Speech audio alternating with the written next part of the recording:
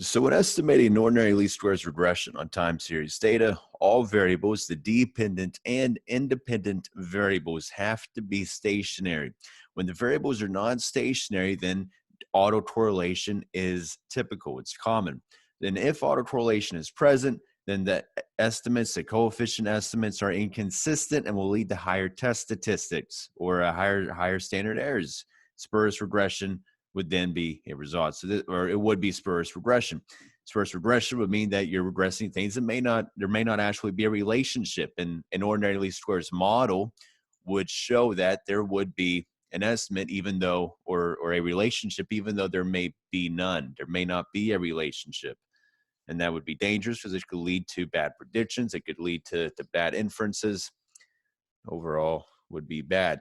So to test for this, or how do you know if it would be spurious regression or cointegration? If cointegration would be present, you'd have to look at the distance. So for this, let's say we have a time series.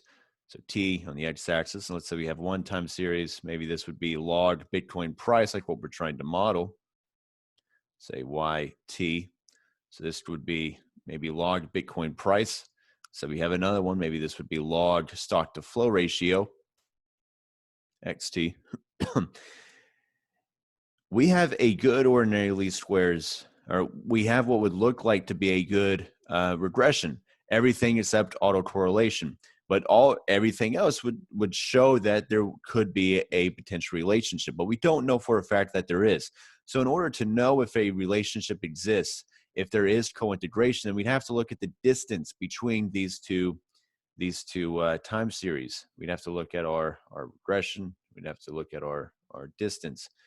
So this distance has to be constant. So the distance between log Bitcoin price, I'll say LN BTCT, let's say, and the difference between, or the distance between log Bitcoin price, the price of Bitcoin, and the log stock to flow ratio, it has to be constant.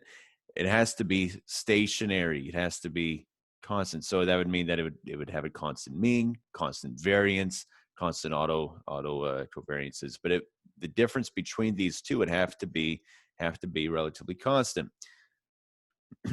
If the distance between these are stationary, then it is cointegration, or it would be cointegrated.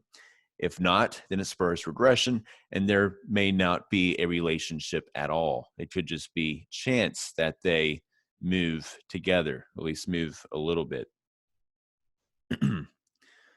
So the test for this, we want to look at the actual y, and then y minus some model on xt would be equal to our error term. So we want to know if our error term is stationary.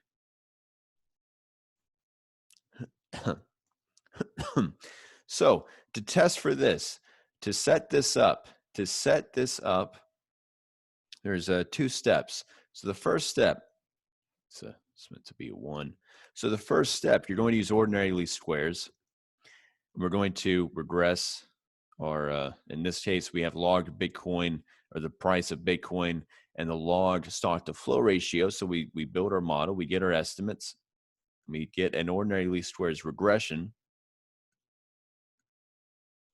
From there, we can find our residuals. So remember, at epsilon, this is our residuals, and we want to know, is this stationary?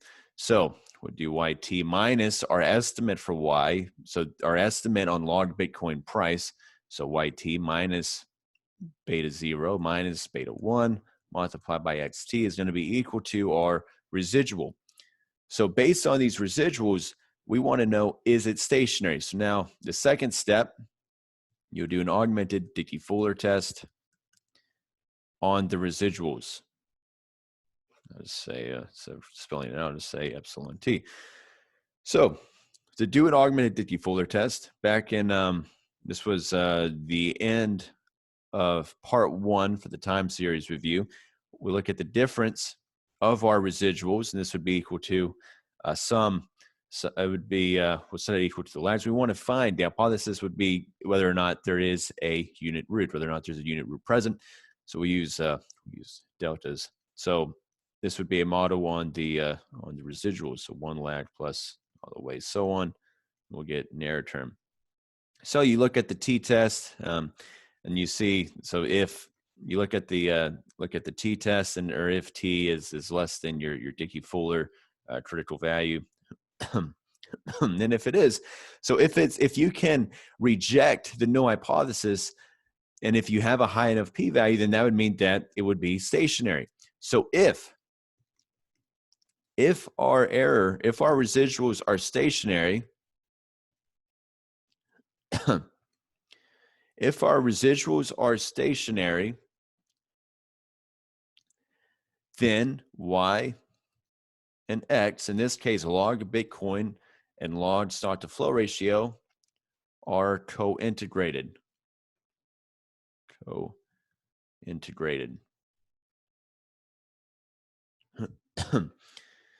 Then if they are co-integrated, then we can use an error correction model, and we can estimate that. We can build up a model, and we can estimate the log Bitcoin price given log stock to flow ratio, and vice versa. So now to do this in Python, I'm going to switch screens to the Jupyter Notebook file. I have up the untitled. So I already did this. In the on eCampus, in the folder, you'll have btc.txt. You want to use this one. We look at the info. We have a time step. It's an object instead of a date time. So you'll import date time. Well, you don't have to import date time. You just use pandas. You do pd.datetime_index. You give it the pandas series, which would be the timestamp column. Then we're going to replace the column timestamp with timestamp converted into a date time. We're going to drop the first row. This isn't too important, but then you want to do df.info, and you'll see now that it is a date time 64-bit number or data value. So the first step, we have to run the ordinary least squares regression, assuming that it's not spurious regression. So we'll run the ordinary least squares. So log daily closing price of Bitcoin and log stock to flow ratio. We'll run the regression. Here I'm doing drop NA, so I drop anything that's not a value. So that would cause problems for stats models. Stat models can't run a regression or can't do any of the estimate your coefficients if there's nans in it. So in this, we're just dropping any not a nans. That way, any potential problem goes away.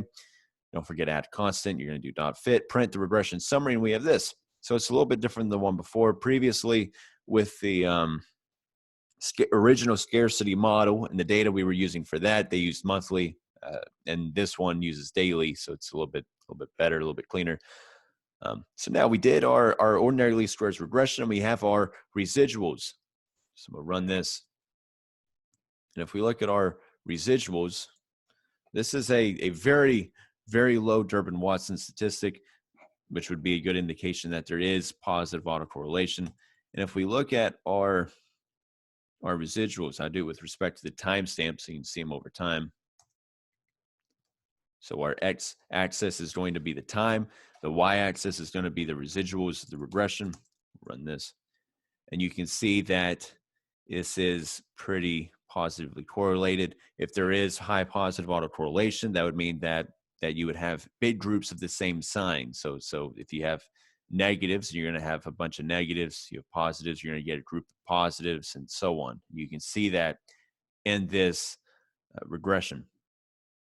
So to do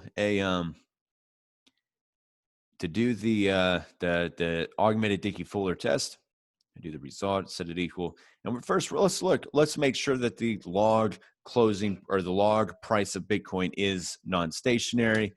I'll run it, and we can see that this is non-stationary. You get a p-value of 0.166, so about almost 17%. So this, you failed to reject the null hypothesis, so there is a unit root present, and it is random walk.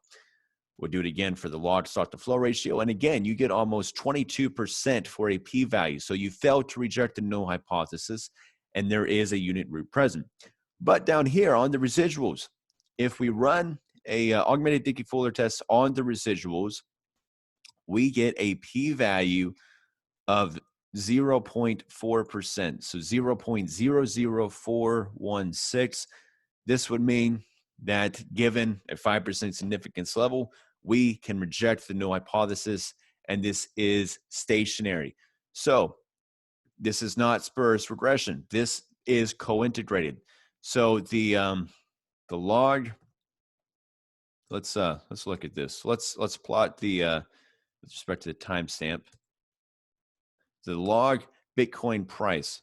So we're going to do this again. Log Bitcoin price. DF things close. This and our log.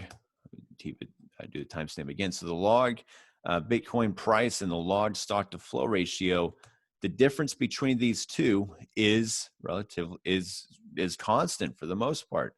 So the difference between these two is constant. So there is co-integration present.